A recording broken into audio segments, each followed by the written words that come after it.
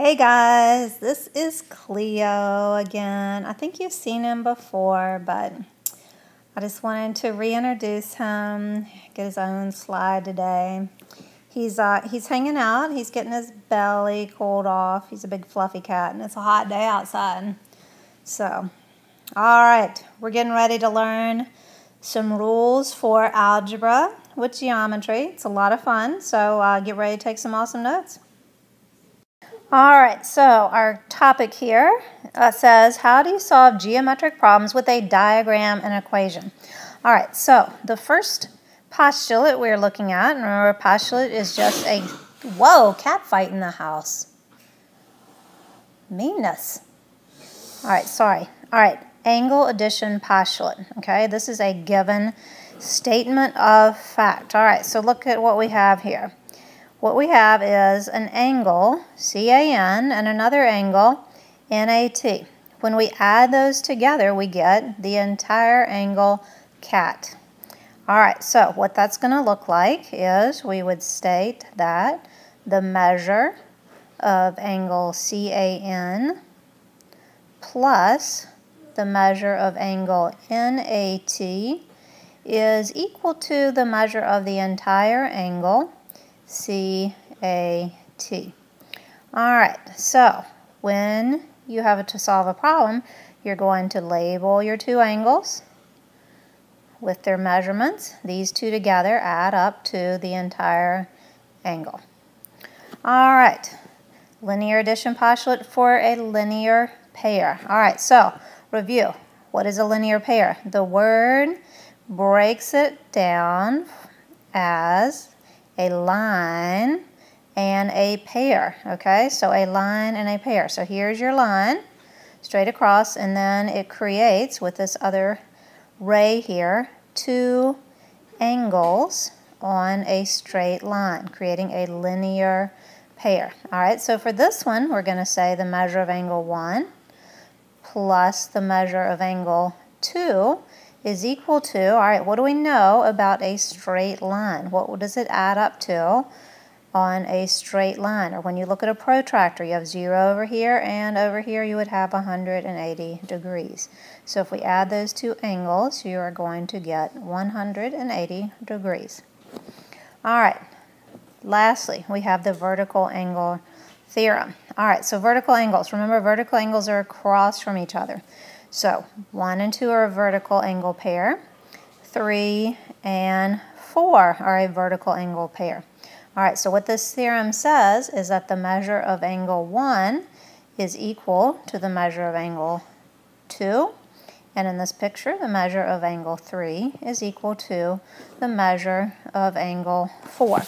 All right, now if you're unsure about this, let's choose a number for angle 1. All right, so let's say this angle is 100 degrees. All right, if you look at these two angles side by side, 1 and 3. 1 and 3, those are a linear pair. So on the straight line, they have to add up to 180 degrees. So that would give you angle 3 is equal to 80 degrees. All right, moving around the picture.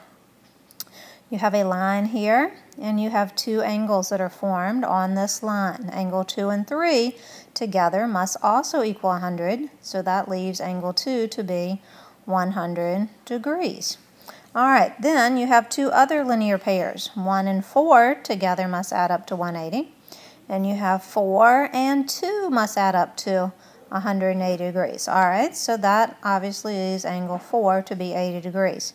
All right, so if you notice, across from each other, the vertical angles, they make V's, opposite V's from each other. These are equal to each other.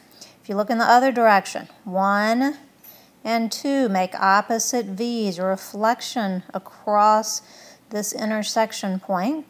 You get angles that are congruent, and those are called vertical angles. All right, practice that word, vertical, across from each other, and they are equal.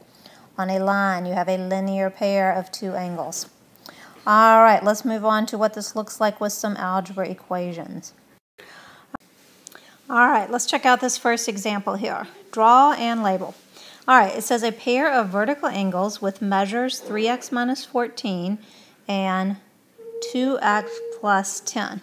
All right, so to draw vertical angles, you're going to start with a big pair of intersecting lines. All right, vertical angles are across from each other. So in the picture, you want to label them across from each other. So let's choose this one to be 3x minus 14. And vertical to that, across from it, is 2x plus 10. All right, so think about what we know about vertical angles. They are congruent, okay? They are equal to each other. All right, so when you set up an equation, you want your two expressions to be equal to each other. All right, now, at this point, you could pause while I solve it, and then you could check back in, or if you're not sure, you can just follow along. All right, so when you're solving, you want to get your x's on the same side. So let's subtract 2x from both sides. All right, so 3x minus 2x is going to give you 1x minus 14 is equal to 10. And then add 14 to both sides, and we get x is 24. All right, so part of the problem said to solve for x. All right, we're partially there. All right, then it says find the measures of all angles. All right, so if it says to find the angles, you're going to have to take this and plug it in. Plug it in. So you're going to have 2 times 24 plus 10. All right, so you get 48 plus 10, which is going to give you 58. Now, to double check my work, I'm going to plug in 24 in this expression over here. All right, so over here, I'm going to have 3 times 24. And then minus 14. All right, so 3 times 24 is going to give me 72. Minus 14 is also 58. So that gives me a pretty good guarantee that I've found both of these angles correctly because they turned out equal to each other. All right, so we're going to come up here and label both of these are 58. All right, then finally, all right, now to find the other one, remember we have a linear pair here. All right, these two angles must add up to 180 degrees. So we're going to say 180 minus 58. Hey, Silas, what's up? Minus 58. What are we having for dinner? Oh, it's going to be so good. So good. We're having a steak sandwich? No? Try again. We're going to have grilled cheese and green beans. Yeah. All right. Okay, so final angle measurements are in the picture. All right, next example, draw and label. It says you have a pair of complementary angles whose measures are 2x plus 3 and 3x plus 7. Find the measure of each angle. All right, now, it does not tell you that these complementary angles are adjacent or non-adjacent. So I'm just going to go ahead and label them as two adjacent angles. They're complementary, so that means they add up to, you complement someone when they are right. A right angle is 90 degrees. All right, so we're going to put our little box in here. All right, so this angle is 2x plus 3. This angle is 3x plus 7. All right, so you have one angle plus another angle, and that's equal to the biggest angle, which we know is 90 degrees. All right, so you're going to set up your equation. 2x plus 3 plus 3x plus 7 is equal to 90 degrees. All right, now you need to add your like terms. All right, so 2x plus 3x is going to be 5x. You have a 3 plus 7 is going to give you a plus 10 equals 90. All right, now solving here, subtract 10 from both sides.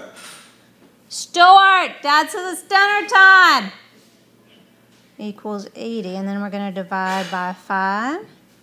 All right, so x is 16. All right, now we're done. Yeah. Oh, no. Slow down. All right, you're going to plug it in. All right, so for your first one, you get 2 times 16 plus 3. It's going to be 32 plus 3 is 35. And we're going to plug it into the next one.